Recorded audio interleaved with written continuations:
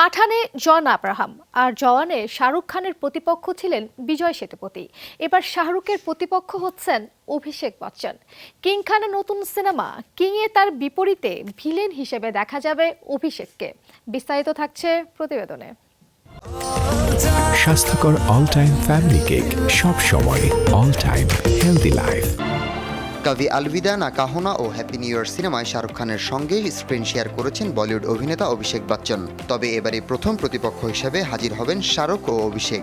Action thriller ঘরানার king সিনেমাটি পরিচালনা করবেন সুজয় ঘোষ। জানা গেছে কিং সিনেমায় শাহরুখ খান অভিনয় করবেন ডনের চরিত্রে, আর অভিষেককে দেখা যাবে ভিন্নধর্মী ভিলেন হিসেবে, যে শাহরুখের মাফিয়া চক্রকে ধ্বংস করে নিজের রাজত্ব প্রতিষ্ঠা করতে চায়। এই প্রথম বাণিজ্যিক ঘরানার অ্যাকশন সিনেমায় ভিলেন হিসেবে অভিনয় করবেন অভিষেক। এমন চরিত্রের প্রস্তাব পেয়ে প্রথমে অবাক হয়েছিলেন তিনি, তবে চরিত্রের গুরুত্ব শুনে হ্যাঁ করতে সময় নেননি।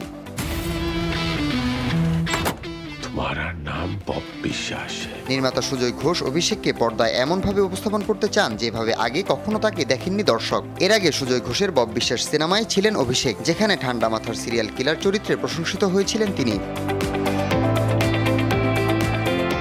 কিং সিনেমায় শাহরুখের সঙ্গে দেখা যাবে তার মেয়ে সোহানা খানকেও। সোহানা অভিনয় করবেন এমন এক তরুণীর চরিত্রে যে বিপজ্জনক অবস্থা থেকে নিজেকে বাঁচানোর লড়াই করছে। সিনেমাটির জন্য প্রস্তুতি শুরু করেছেন সোহানা। কয়েক মাস ধরে প্রশিক্ষণ চলছে তার। বাবা শাহরুখ খানও থাকছেন কিছু কিছু সেশনে। বিশ্বমানের ট্রেনারদের অধীনে প্রশিক্ষণ নিচ্ছেন তারা।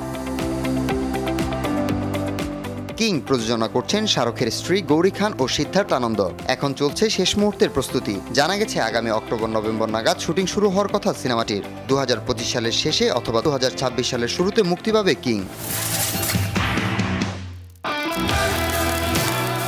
হাসিবুল করিম, শোবিষ্ট নাইট।